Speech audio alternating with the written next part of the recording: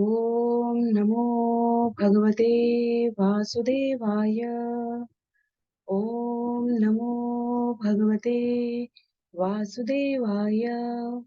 ॐ नमो भगवते वासुदेवाय। हरे कृष्णा। सभी भक्तों को सादर प्रणाम। श्रीमद् भागवतम महापुराण सत्रों की इन श्रृंखला में आज सत्र 497 497 में सभी भक्तों का स्वागत है। हम सभी यहाँ पर 18,000 श्लोकों वाले श्रीमद् भागवतम महापुराण को अंतर्राष्ट्रीय कृष्ण भावनामृत संघ के संस्थापक आचार्य कृष्ण कृपामूर्ति श्री श्रीमद् अभय चरणारविंद भक्ति वेदांत स्वामी श्रील प्रभुपाद की पुस्तक के माध्यम से भक्तों के संग श्रवण और पठन करने का प्रयास। जैसा कि सत्रों का प्रारूप है, वर्तमान विषय वस्तु का संक्षिप्त अवलोकन, तत्पश्चात मंगलाचरण, उसके बाद एक एक श्लोक का वाचन और अनुवाद, श्रवण और पठन करते हुए हम सभी इस सत्र में वर्तमान विषय वस्तु के संदर्भ में यदि पुनरावृत्ति का संक्षिप्त अनुक्रम करें तो हम सभी को स्मरण है स्कंद 10 अध्याय 20 पिछले सत्र में समाप्त हुआ था, जहां वृंदावन में वर्षा ऋतु और शरद ऋतु का उल्लेख था। सुखदेव गोस्वामी महाराज परीक्षित को प्रकृति के इन तत्वों के माध्यम से जीव अपने चरित्र का, अपने जीवन के उद्देश्य के प्रति प्राप्ति की जो प्रतिबद्धता है उसका, अपने आसपास के मनोविज्ञान का बहुत ही सहज और स्वाभाविक चित्रण अनुभव करने के पश्चात व्यवहार रूप में अंतर लाके अपने आप को अधिक प्रतिबद्ध कर सकता है। उदाहरण के लिए, जब वर्षा ऋतु है तो जिस प्रकार निर्बाध गति से जल बहता जा रहा है, उसको इंद्रिय संयम के साथ यदि हम अपनी मेड़े जैसे वर्षा के जल को यदि नियंत्रित ना किया जाए तो वो अनेक स्थान पर लाभ के बजाय हानि ही पहुंचाती है। उसी प्रकार यदि हमारे जीवन की इच्छाएं नियंत्रित ना हो तो वो हमें लाभ की बजाय हानि ही पहुंचाती है।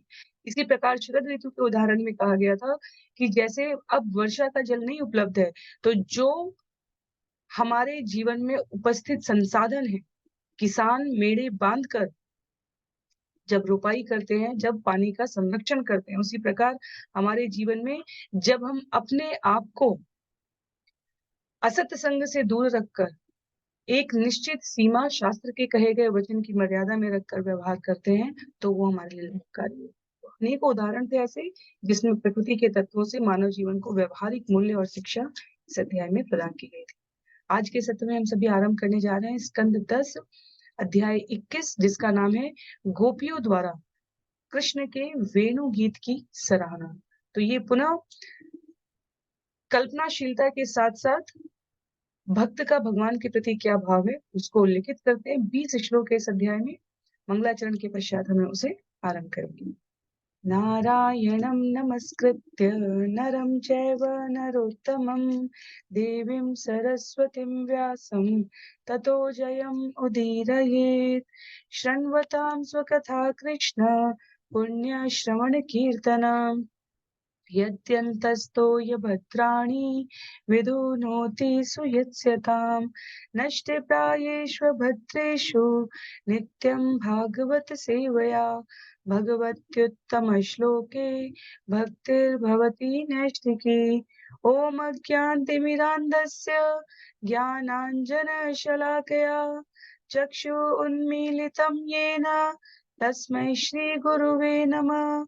मूकं करोति वाचालं पङ्गुं लङ्घयते गिरिं यत्कृपातमहं वन्दे परमानन्दे माधवम्।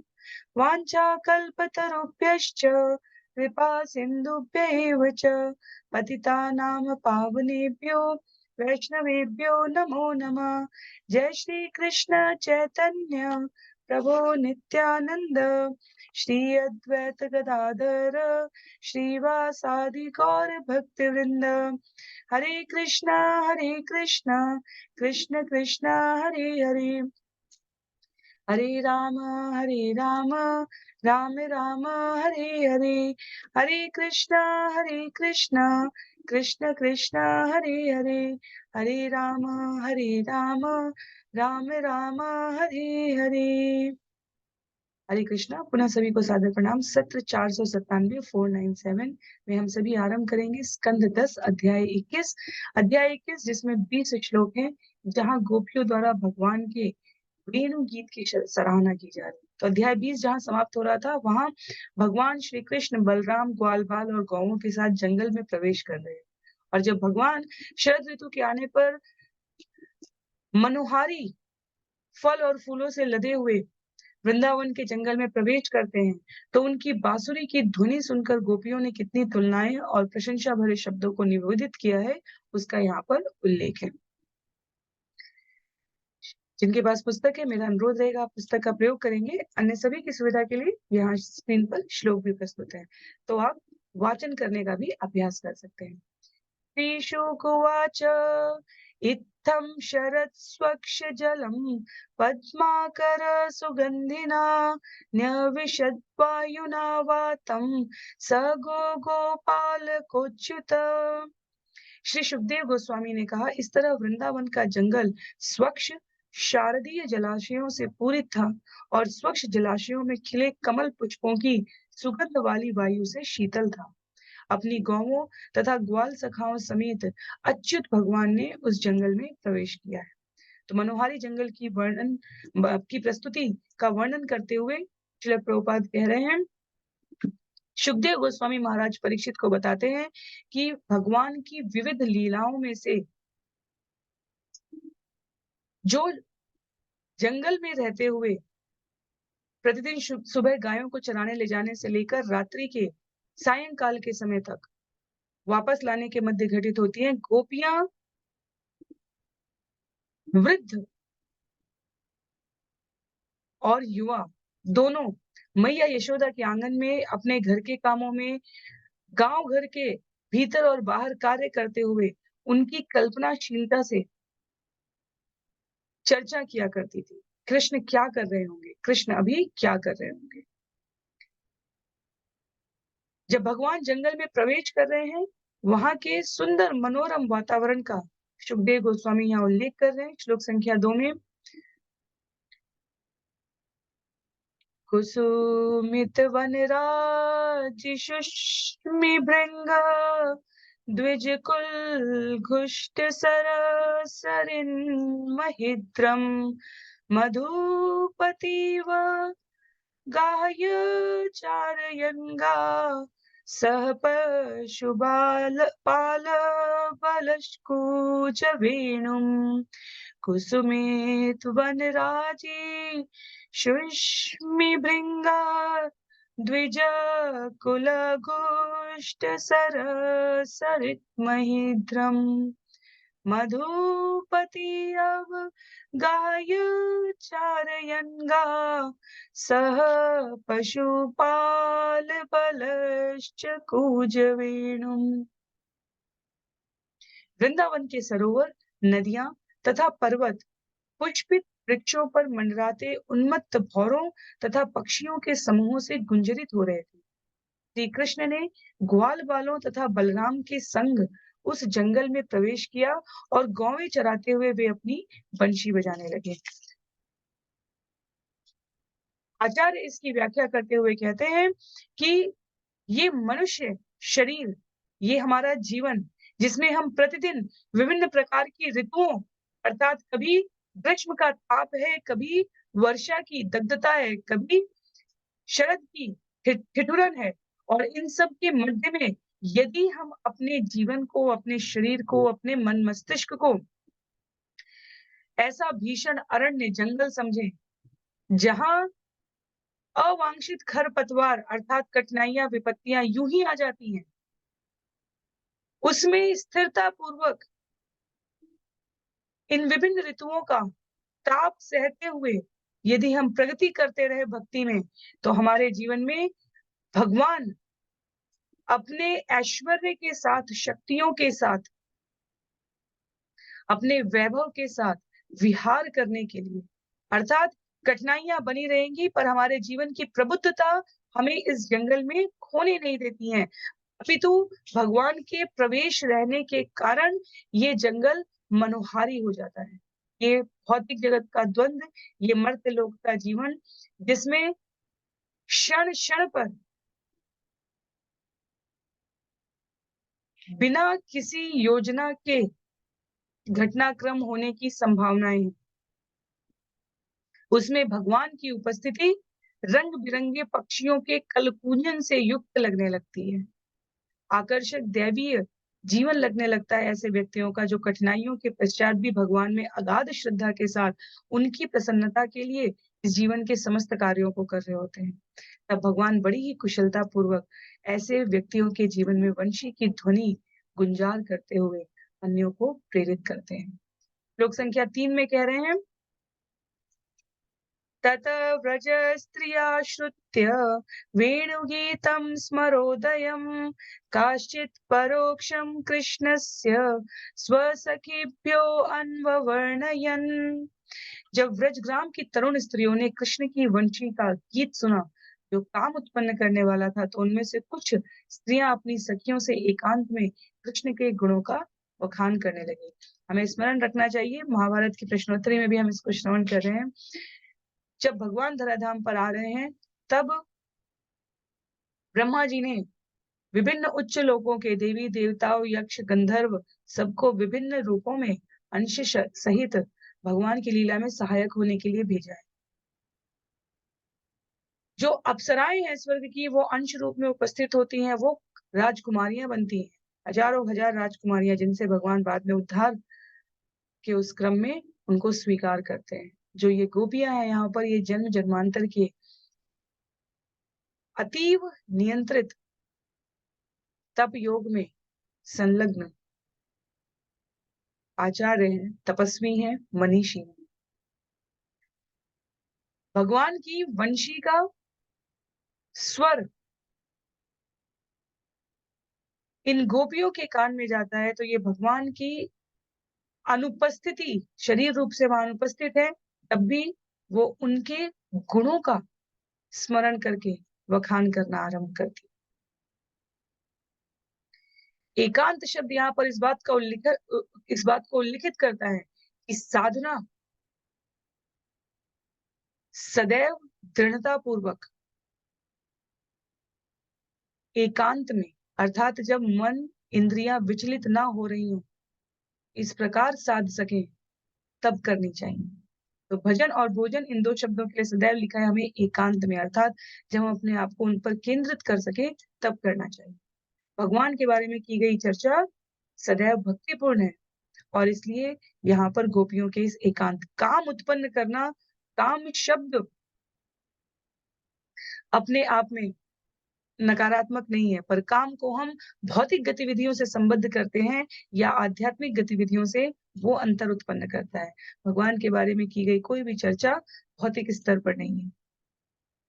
तत वर्णयितुमारब्धा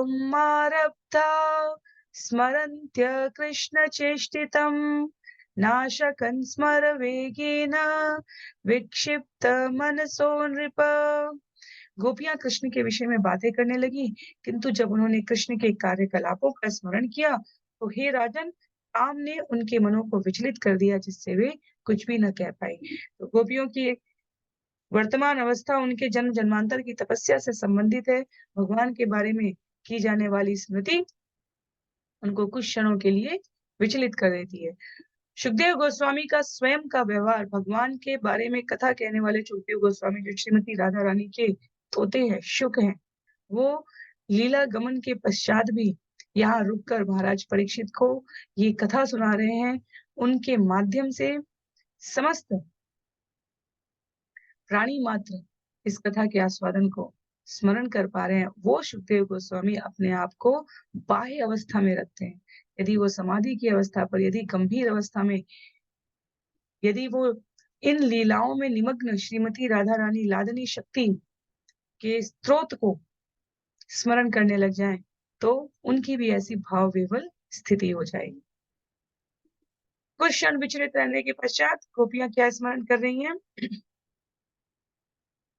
वरहापीडं नटवरवपो कर्णयो कर्णिकारम् बिभ्रतुभाष कनककपिशं वैजयन्ती च मालाम् रन्ध्रान् वेणो अधर सुदया पूरयन् गोपवृन्दे वृन्दारण्यं स्वपदरमणं प्राविशद् गीतकीर्ति। अपने सिर पर मोरपंख का आभूषण, अपने कानों में नीले कर्णिकार फूल, स्वर्ण जैसा चमचमाता पीला वस्त्र तथा वैजयंती माला धारण किए भगवान कृष्ण ने सर्वश्रेष्ठ नर्तक का दिव्य रूप प्रदर्शित करते हुए वृंदावन के वन में प्रवेश करके अपने पद चिन्हों से इसे रमणीक बना दिया। उन्होंने अपने होठों के अमृत से अपनी वंशी के छेदों को भर दिया और ग्वाल बालों ने उनके यश का गान किया। श्रीमद् भागवतम के कुछ बहुत ही प्रसिद्ध श्लोकों में ये श्लोक आता है। भगवान के कुंज बिहारी स्वरूप का चित्रण करता हुआ ये श्लोक है, जहां भगवान के सिर पर मोर पंख आभूषण के रूप में, कर्णिकार फूल नीले रंग के भगवान के कानों में सुशोभित हो रहे, भगवान के सुंदर वस्त्र वास्तव में वैजयंती की माला धारण किए हुए इस प्रकार प्रतीत हो रहे हैं जैसे दिव्य लोक से कोई विशेष व्यक्तित्व आकर खड़ा है, क्योंकि भगवान ग्वाल बाल के रूप में रहते हैं तो भी उनके उस साधारण परिधान में ऐसा अद्वितीय आकर्षण यहाँ पर उपस्थित है।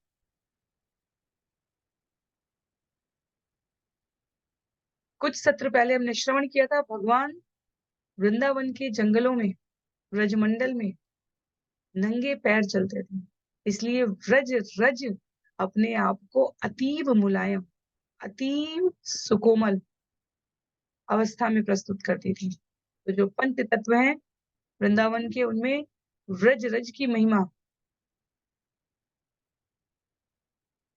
आचार्यों ने व्रज रज के ऊपर छंदबद्ध शास्त्रों का संकलन कर रखा है।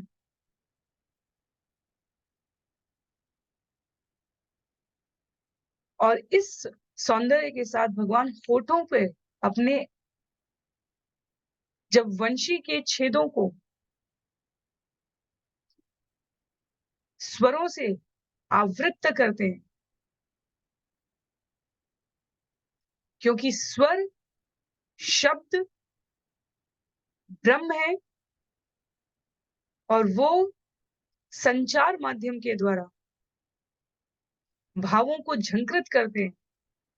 इसलिए बांसुरी की इस सुंदर धुन से, इस ध्वनि से श्रवण करने वाली गोपियों के हृदय में भगवान की लीलाएं झंकृत हो रही हैं। इति वेणुरवं राजन् सर्वभूत मनोहरं श्रुत्वा व्रजस्त्रियः सर्वा वर्णयन्त्यो अभिरेभिरे। हे राजन, जब व्रज की युवतियों ने सभी प्राणियों के मन को मोह लेने वाली कृष्ण की वंशी की ध्वनि सुनी तो वे एक दूसरे का आलिंगन कर करके उसका बखान करने लगे। जैसे ग्रामीण अंचल में सरल निश्चल स्वभाव की माताएं किसी घटना, किसी लीला को अत्यधिक रस लेकर वृत्तांत पूर्वक बताती हैं, तो आसपास की अन्य माताएं, सखियां, बहनें भी उसमें रुचि लेने लगती हैं। यहाँ भगवान जो इस भौतिक जगत के कार्यकलाप और प्रजल्प से बहुत दूर है, जिनका वर्णन दिव्य आख्यान करने के लिए भगवान शिव कैलाश से विभिन्न स्थानों में जहां भी भगवान की कथा हो रही है वहां स्वयं को प्रस्तुत करना चाहते हैं, उनके बारे में स्मरण करके जब गोपियों ने इस वंशी की मधुर तान में लीलाओं का स्मरण किया है, तब वे अत्यधिक भावपूर्ण हो गई।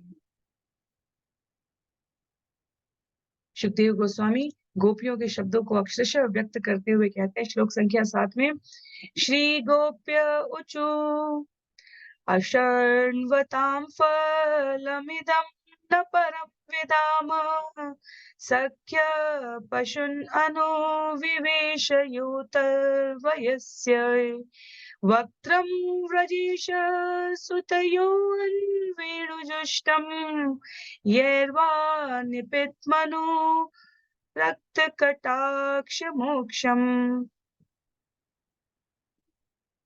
ब्रह्म संहिता के मीटर पर इसी श्लोक को हम लोग छंदबद्ध तरीके से इस प्रकार भी श्रवण कर सकते हैं। अक्षण्वतां फलम् इदं न परं विदाम सख्यः पशून् अनुविवेश यतोर्वयस्ये वक्त्रं व्रजेश सुतयो अनवेणुजुष्टम् यैवा निपीतमनुरक्तकटाक्षमोक्षम्। गोपियों ने कहा, सखियों, जो आंखें नंद महाराज के दोनों पुत्रों के सुंदर मुखमंडलों का दर्शन करती हैं, वे निश्चय ही भाग्यशाली हैं। क्यों ही वे दोनों अपने मित्रों से घिरकर तथा गौओं को अपने आगे आगे करके जंगल में प्रवेश करते हैं, तो वे अपने मुख में अपनी वंशियां धारण करके वृंदावन वासियों पर प्यार भरी चितवन से देखते हैं। जो आंखों वाले हैं, उनके लिए हमारी समझ में देखने की इससे बड़ी अन्य कोई वस्तु नहीं है। इस भाव को धारण करने के लिए आचार्य कहते हैं कि यदि हमें जन्म मिले तो ब्रजमंडल के किसी गांव में मिले, क्योंकि आंखों का, इन चर्म चक्षुओं का असली उद्देश्य अपनी प्रज्ञा चक्षु को विस्तृत करते हुए भगवान के सुंदर स्वरूप का दर्शन करना है। इसलिए उन्होंने कहा है कि आंखों का असली सौभाग्य भगवान के दर्शन करने। भगवान के दर्शन करने का तात्पर्य भगवान के नाम, रूप, यश, लीला, गुण में कोई अंतर नहीं। भगवान के दर्शन करने का अभिप्राय है भगवान की लीला से, भगवान के गुणों से, भगवान के नाम से स्वयं को तृप्त करना। गोपियां आगे कहती हैं, हमें स्मरण रखना चाहिए जिस अवस्था के गोपियों के संवाद को अत्यधिक सावधानी से हमें श्रवण करना चाहिए। उसको किसी भी प्रकार की भौतिक दृष्टि और मर्त्य जगत की इंद्रियासक्त चेतना से नहीं समझना है। ये अभी 6, 7, 8 साल के बच्चे,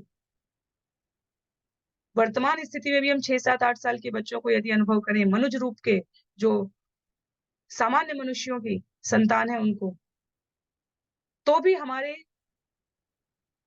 शब्दों में किसी प्रकार की भौतिक वासना से युक्त चेतना नहीं आ सकती। वहां दिव्य पूर्ण पुरुषोत्तम भगवान शरीर धारण करके भक्तों की प्रसन्नता के लिए व्यवहार कर रहे हैं। कहती है गोपियां, जब वे मित्रों से घिरकर गौओं को अपने आगे करके जंगल में प्रवेश करके मुख में अपनी वंशियां धारण करके बड़े ही स्नेह भरी चितवन से वृंदावन वासियों को देखते हैं, तो इससे अधिक प्राप्त करने योग्य वस्तु इस जगत में कुछ भी नहीं है।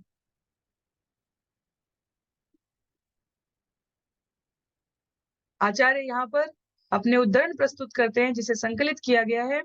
गोपियां संकेत कर रही हैं कि पूर्ण पुरुषोत्तम भगवान हर किसी के जीवन के प्रेम के परम लक्ष्य हैं। इस बात को सतत स्मरण रखने वाली गोपियां भगवान की लीलाओं का स्मरण करके अपनी भक्ति की परिपक्व अवस्था को प्रदर्शित कर। चूत चूत प्रवाल बरह स्तबक उत्पलाब्ज माला अनुपृत परिधान विचित्र वेशो मध्ये विरेज तुरलम पशुपाल गोष्ठ्याम रंगे यथा नटवरो क्वच गायमानो। तरह तरह के आकर्षक परिधानों के ऊपर अपनी अपनी मालाएं डाले और मोर पंख, कमल, कमलिनी, आम की कोपलों तथा पुष्प कलियों के गुच्छों से अपने को अलंकृत किए हुए कृष्ण तथा बलराम ग्वाल बालों की टोली में शोभायमान हो रहे हैं। वे नाटक मंच पर प्रकट होने वाले श्रेष्ठ नर्तकों की तरह दिख रहे हैं और कभी कभी वे गाते भी। भगवान का ऐसा सुंदर चित्रण हम लोगों ने कई स्थानों पर देख रखा है। वर्तमान में भी यदि जब हम भगवान के वृंदावन के किसी भी चरित्र में अनेकों प्रकार के अभिनय आयोजन करने का प्रयास करें और उसमें जिस भी अभिनय करने वाले पात्र को हम इस प्रकार के श्रृंगार से आवृत करते हैं, जहाँ गले में माला हो, सिर पे मोरपंख हो, कमल कमलिनी आम की कोपलों से युक्त प्राकृतिक पुष्प कलियों के गुच्छों से अलंकृत किए हुई मालाएं हों, जहाँ भगवान का चंदन गौराचंद से श्रृंगार किया जाता हो, उस स्वरूप को आज भी किसी सामान्य मनुष्य में यदि हम अलंकृत करके दर्शन करते हैं तो हमें दिव्यता का अनुभव होता है। तो गोपियां यहाँ भगवान की लीलाओं का स्मरण करके हर्ष गीत गाती हुई जंगल में भगवान जहाँ लीलाएं कर रहे हैं, लताओं और पत्तों के श्रृंगार से युक्त भगवान जहाँ प्रकृति के रम्य वातावरण में प्राणी मात्र को आनंदित कर रहे हैं, जीव मात्र को आनंदित कर रहे हैं, उन भगवान को स्मरण कर रही हैं गोपियां। कहते हैं सुखदेव गोस्वामी आगे, गोपियों का उल्लेख है, गोप्य किमाचरदयं कुशलं स्म वेणु दामोदराधर सुधामपि गोपिकानां भुङ्क्ते स्वयं यत् अवशिष्ट रसं यदिन्यो यस्य त्वचोश्रुमुमुचो तरवो यथार्य। हे गोपियों, कृष्ण के अधरों का मुक्त रूप अमृत पान करने और हम गोपियों के हेतु जिनके लिए ही वास्तव में यह अमृत है, केवल स्वाद मात्र छोड़ने के लिए इस वंशी ने कौन से शुभ कृत्य किए होंगे। वंशी के बाप दादे बांस के वृक्षों ने हर्ष के अश्रु गिराए होंगे। जिस नदी के तट पर यह वृक्ष उत्पन्न हुआ होगा, उस माता रूपी नदी ने हर्ष का अनुभव किया होगा। इसलिए ये खिले हुए कमल के फूल उसके शरीर के रोमों की भांति खड़े हुए हैं। वंशी की महिमा की जा रही है यहाँ पर। आध्यात्मिक जगत में प्रवेश करने के लिए जो सबसे आवश्यक तत्व है, वो ईर्ष्या और द्वेष से दूर रहना है। जब हम श्रीमती राधा रानी को स्मरण करते हैं, जिनसे श्रीमती राधा रानी प्रसन्न रहती है, उनको भगवत कृपा अनायास ही मिल जाती है। जब हम आचार्यों के इस कथन को श्रवण करते हैं, तब ये किस ओर इंगित करता है? ये इंगित करता है इस ओर कि भक्त को अन्य साधकों को भगवान की सेवा में लगाने में जिस तृप्ति का अनुभव होता है, उनकी प्रशंसा यशगान करने में जिस आनंद का अनुभव होता है, वो भगवान को आह्लादित करता है। इसलिए भक्त प्रत्यक्ष रूप से स्वयं के लिए कभी कुछ नहीं मांगेगा। संकट के समय वो अन्य भक्तों से कहेगा, आप प्रार्थना करो, और किसी अन्य के संकट के समय स्वयं प्रार्थना करेगा कि भगवान उनकी सहायता करो, रक्षा करो, कृपा करो। यहाँ गोपियां वंशी के भाग्य की सराहना कर रही हैं। भगवान की सेवा में लगी वंशी जो भगवान को आह्लादित कर रही है और भगवान के अमृत स्वर को अन्यों को श्रवण कराने में सहयोग कर रही है। गोपियां उसके पूर्वजों तक की सराहना कर रही हैं, उस तट की सराहना कर रही हैं, नदी के किनारे जहां के जल को पाकर वो वृक्ष बांस के उत्पन्न हुए होंगे, जो एक टुकड़े के रूप में भगवान के अधरामृत का पान कर रहे हैं। तो भगवान श्री कृष्ण की वंशी रूप उच्च भक्त अवस्था को देखकर बांस के वृक्ष भी अश्रु बहा रहे हो, इस सौभाग्य की सराहना कर रहे हैं। तो गोपियों का ये भाव वास्तव में भक्ति की, आध्यात्म की उच्चतम अवस्था में अनुभव किया जाता है, जहां हम अभी सावधानी पूर्वक हर कार्य भगवान को स्मरण करके कर रहे हैं, वहीं गोपियां परम भक्त शिरोमणि हर कण में और हर क्षण में भगवान की लीला का दर्शन कर रहे हैं। श्लोक संख्या 10 में इन श्लोकों पर वास्तव में अनेकानेक अर्थ की टिप्पणियां हुई हैं, पर सार बात में सभी श्लोक भक्ति की उच्च अवस्था को दिखाते हैं, जहां हम इस जगत की निस्सारता को अनुभव करने के पश्चात स्मरण कर सके। ये जगत निस्सार है, अनुभव तो एक जीवन में कई बार बुद्धिमान प्राणियों को होता है, पर इसे सतत स्मरण रख के व्यवहार कर पाना, ये अतीव आनंद की बात है। सबसे सरल शब्दों में यदि इसे समझा जा सके तो एक आचार्य उदाहरण देते हैं, अपने वृत्तांत में कहते हैं, जैसे बच्चों के लिए विद्यालय में सबसे मनोरंजक, आकर्षक और प्रतीक्षा का क्षण कब होता है? जब हिंदी की कक्षा चल रही हो तब, या गणित की, या अंग्रेजी की, या सामाजिक विज्ञान की।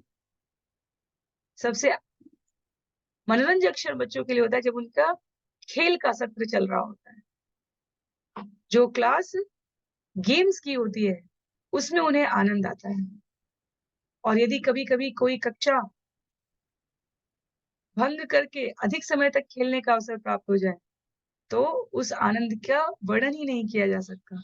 उसी प्रकार गोपियों का, भक्त का जो भाव है इस जगत में, उन्हें दिन प्रति के 4 आश्रम, 3 प्रकृति के गुण, 4 वर्ण व्यवस्था, गृहस्थ, संन्यास, वानप्रस्थ, ब्रह्मचर्य या ब्राह्मण, क्षत्रिय, वैश्य, शूद्र के रूप में दिए गए कार्य, गुण, कर्म, स्वभाव के अनुसार, या भौतिकता में सत, रज और तम, इन सबके मध्य अर्थात हिंदी, गणित, अंग्रेजी, सामाजिक विज्ञान की विभिन्न कक्षाओं के मध्य जब भगवान की कथा श्रवण करने को मिले, जब इस बात का स्मरण आ जाए कि ये शरीर कुछ समय के लिए मिला है और आत्मा पुनः भगवान के पास दिव्य शरीर धारण करके पहुंच सकती है। वो खेल का जो सत्र होता है, जैसे बच्चे को आनंदित करता है, वैसे ही ये चर्चा भक्तों को अत्यधिक आनंदित करती है, क्योंकि वो इस दग्ध जीवन के, भौतिक जगत के, मर्त्य जगत के निस्सार अस्तित्व में भगवान की कथा का स्मरण करके अपने आप को साकार से, शाश्वत से संबद्ध कर पाते हैं। इसलिए उन्हें इसमें अतीव आनंद आता है। तो सरलतम शब्दों में इस आध्यात्मिक आनंद की तुलना इस प्रकार खेल के सत्र से भी एक आचार्य ने बताई है, जिसे हम सभी संबद्ध कर सकते हैं। श्लोक संख्या 10 में कहते हैं, वृंदावनम सखी भुवो वितनोति कीर्तिम, यद्येवकी सुत पदाम्बुजलप्तलक्ष्मी, गोविंद वेणुमनुमत्त मयूर नृत्यम, प्रेक्षाद्रिसान्वरतान्य समस्त सत्वम। हे सखी, देवकी पुत्र कृष्ण के चरण कमलों का कोष पाकर वृंदावन पृथ्वी की कीर्ति को फैला रहा है। जब मोर गोविंद की वंशी सुनते हैं तो वे मस्त होकर नाचने लगते हैं, और जब अन्य प्राणी उन्हें पर्वत की चोटी से इस तरह नाचते देखते हैं तो वे सभी स्तब्ध रह जाते हैं। वर्तमान भौतिक जगत में भी हम सभी अपने दिन प्रति की जो नित्य घटित होने वाली घटनाएं हैं, उनके बीच में से समयावकाश लेकर यदि प्राकृतिक स्थानों पर विचरण करने के लिए जाते हैं, तो वो हमें स्वतः स्फूर्तिवान बना देता है। यहाँ पूर्ण पुरुषोत्तम भगवान श्री कृष्ण अपने समस्त पार्षदों के साथ धराधाम पर विचरण कर रहे हैं, और उनके मुख से निश्रित भगवान ने जब आध्यात्मिक स्तर पर पहले शब्दों का उच्चारण किया है तो उन्हें वेदों की ऋचाएं कहा गया। भगवान के शब्द वेद के स्तुत्य वाक्य हैं, और जब यहाँ भगवान लीला के क्रम में ध्वनि निस्तारण कर रहे हैं वंशी के माध्यम से, तो प्रकृति का कण कण, रोम रोम आह्लादित हो रहा है। श्रील श्रीधर गोस्वामी की टिप्पणी है, जिसे यहाँ पर संवाद संदर्भ में प्रस्तुत करते हुए कहा गया है, पृथ्वी की कीर्ति अद्भुत वृंदावन के द्वारा समस्त लोकों में फैल गई है, क्योंकि यहाँ भगवान की लीला स्थली है।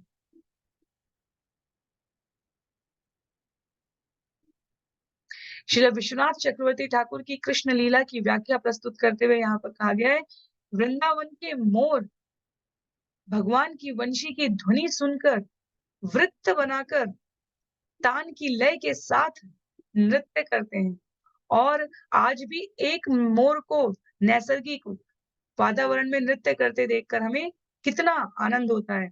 आवृत्त होकर पंक्तिबद्ध स्वयं को अत्यधिक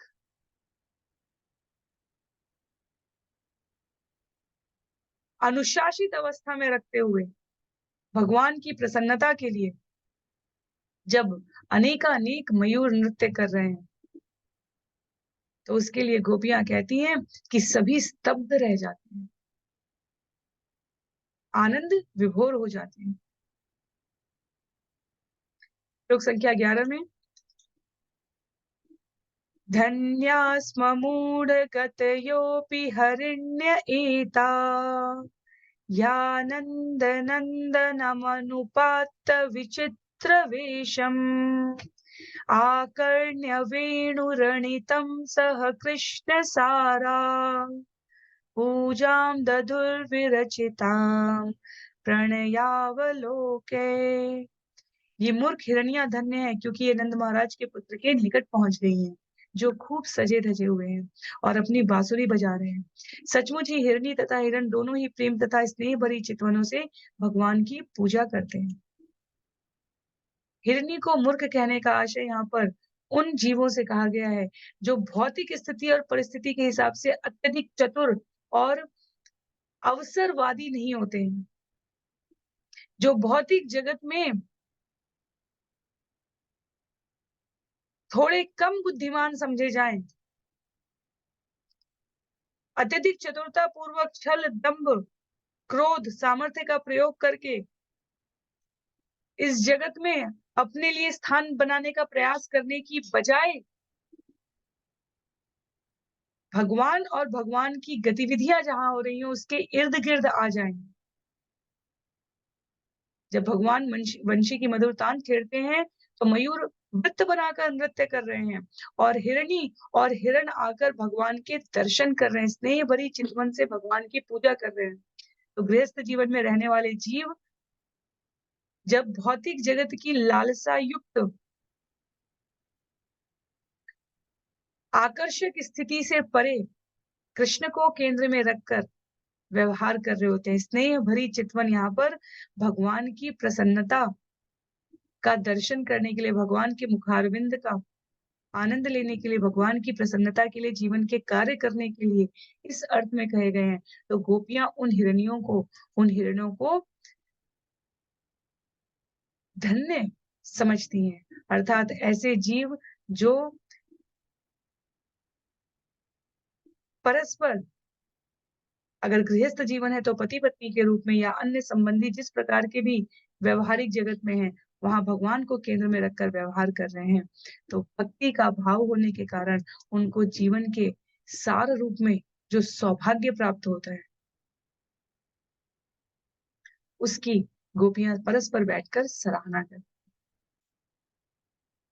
श्लोक संख्या 12 में कृष्णम निरीक्ष्य वनितोत्सव क्षमा कीजिए, कृष्णं निरीक्ष्य वनितोत्सवरूपशीलम् श्रुत्वा च तत्क्वडितवेणुविविक्तगीतम् देव्यो विमानगतयः स्मरन्नुन्नसारा भ्रश्यत् प्रसूनकबरा मुमुहुर्विनिव्य। कृष्ण का सौंदर्य तथा शील समस्त स्त्रियों के लिए उत्सव स्वरूप है। देवताओं की पत्नियां अपने पतियों के साथ विमान में उड़ते हुए जब उन्हें देखती हैं और उनके गूंजते हुए वेणु गीत की ध्वनि सुनती हैं, तो उनके हृदय कामदेव द्वारा दहला दिए जाते हैं और वे इतनी मोहित हो जाती हैं कि उनके केशों से फूल गिर जाते हैं और उनकी करधनियां ढीली पड़ जाती हैं। तो जो आध्यात्मिक आवेग की अवस्था है उसमें ये भी एक भाव बताया गया है जिसमें मनुष्य ही नहीं, देवलोक में रहने वाले देवी देवता भी जब विमान से विचरण करते हुए भगवान के मधुर तान को श्रवण करते हैं तो उनके जीवन में भी उत्सव आ जाता है। पहली पंक्ति अपने आप में मनुज रूप में आए हुए भगवान की चरित्र की श्रेष्ठता को बताती है। गोपियां कहती हैं कृष्ण का सौंदर्य तथा शील समस्त प्राणियों के लिए, यहाँ स्त्रियों के लिए क्योंकि गोपियाँ स्वयं के लिए कह रही हैं, स्त्रियों के लिए उत्सव स्वरूप है। जैसे हरिदास ठाकुर जब हरिनाम चिंतामणि जो हम प्रतिदिन श्रवण करते हैं, वहाँ कुछ श्लोकों में स्वयं को वक्ता के रूप में स्थिर किए हैं, इसलिए दूसरे पक्ष को, स्त्रियों को विशेष रूप से वहाँ पर जो भी उल्लिखित भाव है, वो कहती है यहाँ पर, वहाँ अपने आप में पुरुष को कहते हैं, स्त्रियों को कहते हैं, जैसी भाव प्रवंजना व्याख्या हो, उसी प्रकार गोपियाँ यहाँ पर क्योंकि वो वक्ता है, तो वो उस आनंद का वर्णन कर रही हैं। श्रील प्रभुपाद कृष्ण पुस्तक में कहते हैं, हमें स्मरण रहना चाहिए कि भगवान की वंशी की दिव्य धुनी ब्रह्मांड के कोने-कोने में फैल गई है। और ये भी स्मरण रखना चाहिए कि ये गोपियाँ आकाश में उड़ने वाले विविध विमानों के ज्ञान से परिचित थी। उन्हें पता है कि आकाश में देवता विचरण कर रहे हैं। अत्यंत सुसंस्कृत और बुद्धिमान श्रेणी के जीव कहे गए हैं देवता, उच्चतर जीव हैं। इसलिए वो जैसे-जैसे पृथ्वी के ऊपर वाले लोकों में रहने वाले जीवों के चरित्र की बात की जाती है, वो मनुष्य धराधाम पर रहने वाले जीवों से उच्चतर व्यवहार करते हैं और जैसे-जैसे धराधाम के नीचे वाले अतल, सुतल, तलातल, पाताल लोकों की बात की जाती है, वो वहाँ रहने वाले जीव धरती पर रहने वाले मनुष्यों से भी से निम्नतर होते हैं। भोग की सामग्रियाँ कम नहीं होती, पर चरित्रगत श्रेष्ठता में अंतर आ जाता है। जब हम सभी नरक के लोकों का वर्णन श्रवण कर रहे थे 14 भुवन के लोकों में, तब अतल, सुतल, तलातल, पाताल इन लोकों का जब वर्णन आता है तो हम वहाँ के भौतिक ऐश्वर्य को आचार्य बताते हैं कि वो स्वर्ग लोक से कम नहीं है। अंतर कहाँ है? सुसंस्कृत, बुद्धिमान और चरित्रगत श्रेष्ठता में। तो इसलिए यहाँ पर गोपियाँ कहती हैं कि वास्तव में देवलोक के प्राणी भी भगवान की मधुर तान को सुनकर स्वयं को आकर्षित होता हुआ तावश्च कृष्णमुखनिर्गतवेणुगीत पीयूषमुत्तभितकर्णपुटे पिबन्त्य शावास्नुतस्तनपयः कवलास्मस्तस्थो गोविन्दमात्मनिदृशा श्रुकलास्पृशन्त्य गौवें अपनी नलिका रूपी दोनों कानों को उठाए हुए कृष्ण के मुख से निकले वेणु गीत के अमृत का पान कर रही हैं। बछड़े अपनी माताओं के गीले स्तनों से निकले दूध को मुख में भरे-भरे स्थिर खड़े रहते हैं, जब वे अपने अश्रुपूरित नेत्रों से गोविंद को अपने भीतर ले जाते हैं और अपने हृदयों में उनका आलिंगन करते हैं। वंशी की तान के लिए गौओं के कर्ण सतर्क हैं।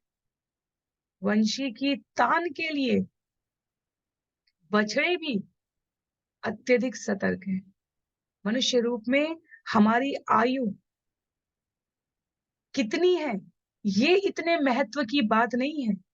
किस आयु में हम भगवान की कथा श्रवण करने के लिए कितनी रुचि रखते हैं, ये महत्व की बात है। इसीलिए कहा गया है तपस्वियों का, तेजस्वियों का शारीरिक उम्र से आकलन नहीं किया जाता। सुखदेव गोस्वामी 16 साल के तरुण हैं, जब वो अत्यधिक वृद्ध मनीषियों की सभा को संबोधित कर रहे होते हैं। तो तेजस्वी की, तपस्वी की आयु नहीं देखी जाती। सुबोधिनी, संस्कृत सुबोधिनी हितोपदेश वाले वाक्य हमें ये सूचित करते हैं। यहाँ गोपियाँ कहती हैं, बछड़े हो या गाय हो, भगवान की वंशी की तान अर्थात भगवान के मुख से निश्चित सब शब्द अर्थात वेदों की, शास्त्रों की उक्तियां जो वास्तव में भगवान के कथन कहे गए हैं, उनका आचरण, उनका पालन करना जीव का कर्तव्य होना चाहिए। इसीलिए भक्ति की विधा में पहला श्रवण का माध्यम अत्यधिक महत्व का कहा गया है। जैसा हम श्रवण करेंगे, जैसा हम दर्शन करेंगे, जैसा हम वाचन करेंगे, ये सब कुछ हमारे स्वभाव को निर्मित करता है। गोपियों की इन चर्चाओं को हम भौतिक परिस्थितियों में उत्पन्न गतिविधियों से संबद्ध करके आध्यात्मिक अवस्था की परिपूर्णता को अनुभव करने के लिए श्रवण कर रहे हैं। ये हमें स्मरण रहना चाहिए। श्लोक संख्या 14 में कहते हैं, प्रायो बताम्ब विहगा मुनयो वनेस्मिन् कृष्णे क्षितं तदुदितं कलवेणुगीतम् आरुह्य ये द्रुमभुजान् रुचिरप्रवालान्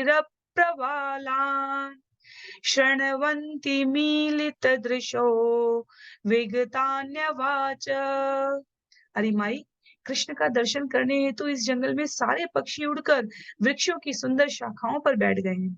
वे एकांत में अपनी आंखें मूंद कर उनकी वंशी की मधुर ध्वनि को ही सुन रहे हैं और वे किसी अन्य ध्वनि की ओर आकृष्ट नहीं होते। सचमुच ये पक्षी महामुनियों की कोटि के हैं। जब आरंभ हुआ था ये अध्याय तो हमने श्रवण किया ब्रज की गोपियों की, तरुण स्त्रियों की काम भावना जागृत हो चुकी है। जब हम इन वर्णन को, प्राकृतिक अवलोकन को यहाँ श्रवण कर रहे हैं, तब हमें इस बात का अनुभव होने का एक अंश पता चल रहा है, जहां पर आचार्य व्रज मंडल के पशु पक्षी लता पता, एक वृक्ष के एक पत्ते को भी कहा गया है कि वो पूजनीय है। क्यों? क्योंकि वो साधारण जीव नहीं है। आंख बंद करके व्रज मंडल के पक्षी भगवान की मधुर ध्वनि को, वंशी की मधुर ध्वनि को श्रवण करते हैं।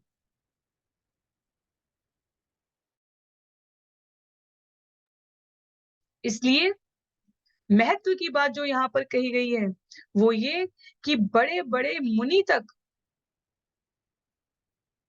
जो जन्म जन्मांतरों से निराकार ब्रह्म की ध्यान पूर्ण अवस्था में आराधना कर रहे हैं, वे भी वंशी की ध्वनि से स्वयं को आकृष्ट कर पाते हैं, क्योंकि ये ध्वनि पूर्णतया आध्यात्मिक है।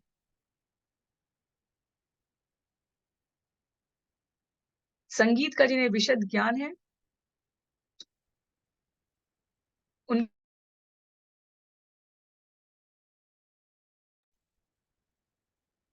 उनके बारे में टिप्पणी करते हुए श्रील प्रभुपाद की कृष्ण पुस्तक में विवेचित किया गया है कि ऐसी ऐसी तान मधुर, दिव्य और आध्यात्मिक निश्रित हो सकती हैं इन वाद्य यंत्रों से, जो किसी रुग्ण व्यक्ति को भी आनंद दे सके। तो जब भगवान अपनी मधुर तान बांसुरी से निकालेंगे, तो पक्षी यदि आनंदमय ध्वनि से विभोर होकर आंख बंद करके स्वयं को एकाग्रचित कर ले, तो इसमें कोई आश्चर्य नहीं है। यहाँ शब्द प्रयोग हुआ है हे माई, अम्ब माता का संबोधन करता है, अर्थात जैसे हम कहते हैं ओ कृष्णा, या सामान्य भाषा में ओ माई गॉड, जिस प्रकार से भी हम इस शब्द का संबोधन करते हैं, उसमें जो आश्चर्य मिश्रित है वो व्रज की गोपियां एक दूसरे को संबोधित करते हुए व्यक्त कर रही हैं। श्लोक संख्या 15 में कहते हैं नद्यस्तदा तदुपधार्य मुकुंद गीतम आवर्तलक्षित मनोभव भग्न वेगा आलिंगनस्थ गतिमुर्मिभुजे मुरारे गृह्णन्ति पादयुगलं कमलोपहारा नद्यस्तदा तदुपधार्य मुकुंद गीतम् आवर्तलक्षित मनोभव भग्न वेगा आलिंगनस्थगितम् उर्मिभुजे मुरारे गृह्णन्ति पादयुगलं कमलोपहारा। जब नदियां कृष्ण का वेणुगीत सुनती हैं तो उनके मन में चाहने लगते हैं, जिससे नदियों की धाराओं का प्रवाह खंडित हो जाता है और जल शुद्ध हो उठता है और भंवर बनकर घूमने लगता है। तत्पश्चात नदियां अपनी लहरों रूपी भुजाओं से मुरारी के चरण कमलों का आलिंगन करती हैं और उन्हें पकड़कर उन पर कमल पुष्प की भेंटें चढ़ाती हैं। भगवान तो जब वसुदेव के संग यमुना नदी पार कर रहे थे, तब भी यमुना की लहरों में उत्तांग घूर्णन आरंभ हो गया था। उत्तांग अर्थात ऊपर की ओर, घूर्णन अर्थात घूमती हुई लहरें वसुदेव के आसपास थी। क्यों? क्योंकि वे भगवान के श्री चरणों का आलिंगन करना चाहते। तो यमुना और मानस गंगा जैसी पवित्र नदियां भी भगवान के वेणु गीत से मोहित हो जाती हैं। भगवान कृष्ण के प्रति माधुर्य आकर्षण से उनका विचलित हो उठना कोई अतिशयोक्ति नहीं है। गोपियों को कहने का प्रयोजन यहाँ पर है कि विभिन्न प्रकार के जीव चर हो या फिर इस जगत में यहाँ तक कि अचर तत्व भी हों, वो भगवान के प्रति आकर्षण प्रेम से अभिभूत रहते हैं। और 5 प्रकार के जो रस है जिनसे आकर्षण आता है, प्रत्यक्ष रस, उनमें जो माधुर्य संबंध है, वो कृष्ण की सेवा करने के निमित्त गोपियों की, यमुना की, वृक्ष वृक्षों की पत्तियों की तीव्र आकांक्षा को व्यक्त कर रहा है यहाँ। श्लोक संख्या 16 में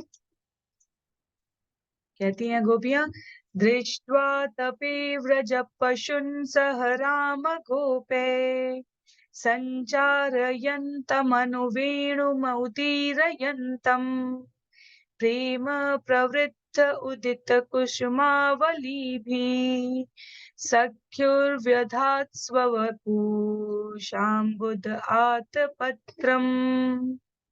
भगवान कृष्ण बलराम तथा ग्वाल बालों के संग में व्रज के समस्त पशुओं को चराते हुए ग्रीष्म की कड़ी धूप में भी निरंतर अपनी बांसुरी बजाते रहते हैं। यह देखकर आकाश के बादल ने प्रेमवश अपने को फैला लिया है। ऊंचे उठकर तथा फूल जैसी असंख्य जल की बूंदों से उसने अपने मित्र के लिए अपने ही शरीर को छाता बना लिया। सभी भगवान के प्रेम में निमग्न है। जब भगवान बलराम के संग अपनी मित्र मंडली के साथ वंशी बजाते हुए जंगल में प्रवेश करते हुए इधर उधर विचरण करते हैं, तो आकाश में ऊपर बादल प्रकट हो जाते हैं, ताकि वे भगवान के इस प्रयोजन में, कार्य में मैत्री संबंध स्थापित करके उनके सुख के लिए कार्य करें। भगवान को किसी प्रकार की कोई असुविधा ना हो, इसलिए इस क्रम में उनके द्वारा ये सेवा भगवान के श्री चरणों में अर्पित की जा रही है। भक्त के रूप में जो अन्य भक्त भगवत प्रचार में, अपने नियम आचरण में, गुरु के आदेश में, भक्त के संग में, कार्य करने में, किसी प्रयोजन को साधने में संलग्न हो, भक्त के रूप में हमारा प्रयास होना चाहिए कि हम उनकी सहायता करें। जैसे बादल यहाँ भगवान की सहायता करने के उपक्रम में, उनसे मैत्री संबंध स्थापित करने के क्रम में अपने आप को विस्तीर्ण कर रहे हैं, फैला रहे हैं जहां जहां भगवान विचरण कर रहे हैं। इस प्रकार की दिव्य आत्म अनुभूति गोपियों को प्रकृति के हर कण में हो रही है। श्लोक संख्या 17 में पूर्णा पुलिंद्य उरुगाय पदाब्ज राग श्री कुंकुमेन दयितास्तन मंडितेन तद्दर्शन स्मर रुजस तृण रुषितेन लिम्पन्त्य आनन कुचेषु जहुस्तदाधिम्। वृंदावन क्षेत्र की आदिवासी ललनाएं लाल लाल कुमकुम चूर्ण से अंकित घास को देखकर कामोत्तेजित हो उठती हैं। कृष्ण के चरण कमलों के रंग से प्रदत्त यह चूर्ण मूलतः उनकी प्रेमिकाओं के स्तनों को अलंकृत करता था, और जब उसे ही आदिवासी स्त्रियां अपने मुखों तथा स्तनों पर मल लेती हैं तो उनकी सब चिंताएं जाती रहती हैं। यहाँ पर लिखते हैं, श्रील प्रभुपाद ने इस श्लोक की व्याख्या करते हुए कहा है कि आदिवासी कन्याएं भी वृंदावन की उस धूल को, जो भगवान श्री कृष्ण के चरण कमलों के स्पर्श से लाल हो गई हैं, अपने मुख तथा स्तनों में पोतकर पूर्ण संतुष्ट हो गई हैं। भभूत लगाए हुए अनेकानेक पवित्र स्थानों की रज को अपने शरीर पर धारण किए हुए तपस्वियों और आचार्यों का भाव भगवान के संग को स्पर्श करना है।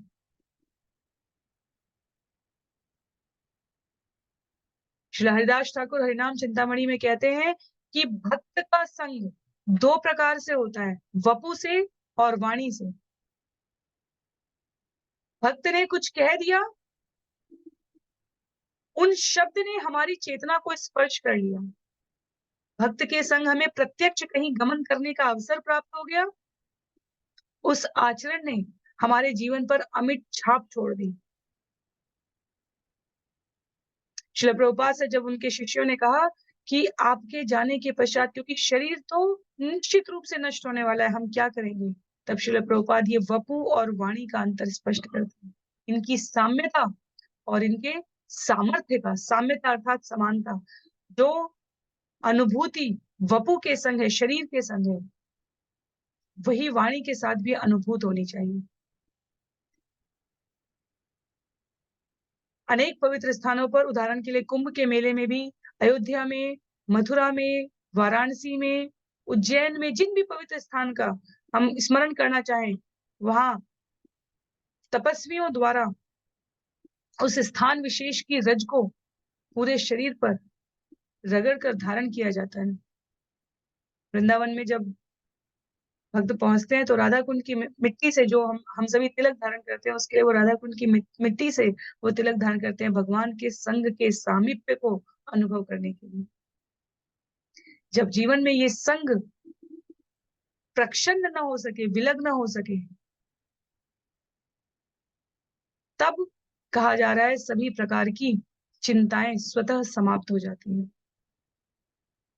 तो कोई व्यक्ति कृष्ण भावनामृत के संपर्क में आ जाए तो समस्त भौतिक वासनाएं तुरंत तुष्ट हो जाती हैं। आदिवासी गोपियों का अर्थ यहाँ पर इस स्वरूप में श्रील प्रभुपाद प्रस्तुत कर रहे हैं कि भगवान का प्रत्यक्ष संग गोपियों को प्राप्त हुआ है, पर आदिवासी ललनाएं भी जब उस स्पर्श को भगवान के चरण कमल की रज के रूप में प्राप्त करती हैं, भक्त की धूली संग को अनुभव करती हैं, तो वे भी अपने आप को पूरी तरह आध्यात्मिक अवस्था में पाती हैं। श्लोक संख्या 18 में, हंताय बला हरिता सवर्यो यद्राम कृष्ण चरण स्पर्श प्रमोद मानं तनोति सह गो गणयोस्तयोर्यत् पानीयसूयवसकन्दर कंदमूले। यह गोवर्धन पर्वत समस्त भक्तों में सर्वश्रेष्ठ है। सखियों, यह पर्वत कृष्ण तथा बलराम के साथ ही साथ उनकी गौओं, बछड़ों तथा ग्वाल बालों की सभी प्रकार की आवश्यकताओं, पीने का पानी, अति मुलायम घास, गुफाएं, फल फूल तथा तरकारियों की पूर्ति करता है। इस तरह यह पर्वत भगवान का आदर करता है। कृष्ण तथा बलराम के चरण कमलों का स्पर्श पाकर गोवर्धन पर्वत अत्यंत हर्षित प्रतीत होता है। वृंदावन का कोई वर्णन गोवर्धन के बिना, यमुना के बिना, तुलसी महारानी के बिना पूरा नहीं हो सकता। जहां जाएंगे वहां कहीं यमुना के जल की बात होगी, कहीं गोवर्धन के असीम विस्तीर्ण स्थान की बात है, कहीं वृंदा देवी तुलसी महारानी की चर्चा है। तो गोवर्धन भगवान की प्रसन्नता के लिए प्राणी मात्र को, जीव मात्र को कहीं घास के रूप में, कहीं फल फूल तरकारी के रूप में, कहीं कंदर गुफाओं के रूप में, कहीं अन्य जो भी प्राकृतिक वस्तुएं हैं उनकी प्रदीप्त प्राप्ति कराने के रूप में यहाँ उल्लिखित है कि अपने सभी अवयवों से गोवर्धन पर्वत भगवान की सेवा में संलग्न है। श्लोक संख्या 19 में, गा गोपकैरनुवनं नयतोरुदार वेणुस्वने कल्पदेस्तनुभृत्सु सख्य अस्पन्दनं गतिमतां पुलकस्तरूणाम् निर्योग पाशकृत लक्षणयो विचित्रम। हे सखियों, जब कृष्ण तथा बलराम अपने ग्वाल मित्रों के साथ जंगल से होकर अपनी गौओं को लेकर गुजरते हैं, तो वे अपने साथ दूध दोहन के समय गौओं की पिछली टांगे बांधने के लिए नोई लिए रहते हैं। जब भगवान कृष्ण अपनी वंशी बजाते हैं तो मधुर संगीत से चर प्राणी स्तब्ध रह जाते हैं और अचर वृक्ष आनंदातिरेक से हिलने लगते हैं। निश्चय ही ये बातें अत्यंत आश्चर्यजनक है। भगवान के संबंध में सभी कुछ आश्चर्यजनक है। तो ग्वाल बालों के जो उपकरण हैं उसमें दूध दोहने के समय प्रयोग किए जाने वाली नोइयों की बात आती है। नोइया भगवान की छड़ी की बात होती है, भगवान बंशी लेकर चलते हैं, भगवान की काली कमली की बात होती है। श्रील विश्वनाथ चक्रवर्ती ठाकुर की व्याख्या प्रस्तुत की गई है यहाँ पर कि कृष्ण तथा बलराम पीतांबर की नोइया बनाते थे, जिनके दोनों सिरों पर मोतियों के गुच्छे लगे रहते। इतना भगवान अपनी गौओं से स्नेह करते थे। और जब भगवान इन रस्सियों को अपने दुपट्टे के चारों ओर लपेट लेते थे, तो ये रस्सियां विचित्र प्रकार का अलंकरण बन जाती थी। तो उस दिव्यता को, सौम्यता को, उस आकर्षित करने वाले स्वरूप को यहाँ पर गोपियां स्मरण कर रही हैं। अंतिम छंद है श्लोक इस अध्याय का। एवं विधा भगवतो या वृंदावन चारिण वर्णयन्त्यो मितो गोप्य क्रीणास्तन्मयताम ययु। इस तरह वृंदावन के जंगल में पूर्ण पुरुषोत्तम भगवान द्वारा विचरण से संबंधित क्रीड़ामयी लीलाओं को एक दूसरे से कहती हुई गोपियां उनके विचारों में पूर्णतया निमग्न हो गई। तो वास्तव में कोई ना कोई भगवान की लीला चर्चा करके जीव अपने आप को सदैव भगवत स्मृति में, भगवत लीला में निमग्न रख सकता है। गोपियों का आचरण, आगे भी कई अध्याय आएंगे अभी कई स्थानों पर, जहां गोपियों का आचरण इसे ही लक्षित करते हुए प्रस्तुत किया गया है। चैतन्य महाप्रभु वास्तव में घोषित कर चुके हैं, भक्ति के शिरोमणि नारद पंचरात्र में स्वयं नारद मुनि कहते हैं कि भगवान की पूजा करने की सर्वश्रेष्ठ विधि वास्तव में गोपियों की विधि है। इस जगत में हम किस कुल में उत्पन्न हुए हैं, किस गुण कर्म स्वभाव के साथ उत्पन्न हुए हैं, किस प्रकार की क्रियाओं में संलग्न है, ये उतने महत्व की बात नहीं है। जो महत्व की बात वो ये कि गोपियों की तरफ एकमात्र उद्देश्य पूर्ण पुरुषोत्तम भगवान श्री कृष्ण के विचारों में स्वयं को निमग्न रखना है, चाहे कार्य के द्वारा, चाहे स्मरण के द्वारा, चाहे हर क्षण नाम स्तवन करने के द्वारा। इस प्रकार श्रीमद् भागवतम के 10वें स्कंद के अंतर्गत गोपियों द्वारा कृष्ण के वेणु गीत की सराहना नामक 21वें अध्याय के श्री श्रीमद ऐसी भक्ति वेदांत स्वामी प्रभुपाद के विनीत सेवकों द्वारा रचित तात्पर्य यहाँ पर पूर्ण हो रहा है। तो अध्याय यहाँ पर समाप्त हो रहा है। अगले सत्र में हम सभी अध्याय 22 श्रवण करने का प्रयास करेंगे। अध्याय 22 में सुखदेव गोस्वामी कृष्ण द्वारा अविवाहित गोपियों के चीरहरण के प्रसंग को प्रस्तुत करेंगे। भगवान कृष्ण की लीला में जो कतिपय शुद्रता के साथ समझे जाने वाले विषय हैं, उनमें से ये एक विषय है। तो हम सभी आचार्यों की शरण लेते हुए आध्यात्मिक गांभीर्य के साथ अध्याय 22 को अगले सत्र में श्रवण करने का प्रयास करेंगे। अध्याय 21 यहीं पर समाप्त हो रहा है। सभी को बहुत बहुत आभार। श्रील प्रभुपाद की जय, श्रील गुरुदेव की जय, अनंत कोटि वैष्णव वृंद की जय, श्रीमद् भागवतम महापुराण की जय। हरे कृष्ण।